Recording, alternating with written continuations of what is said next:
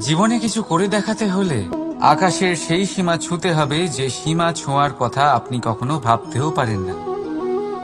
তাহলে নিজের মধ্যে এই তিনটি গুণ সম্মিলিত করুন।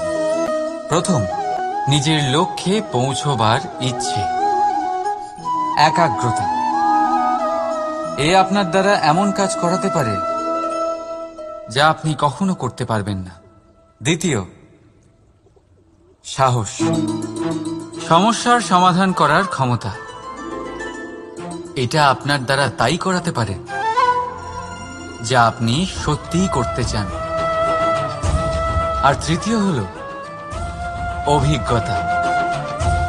অভিজ্ঞতা আপনাকে বলে দেবে আপনার কি করা উচিত আর কি নয়।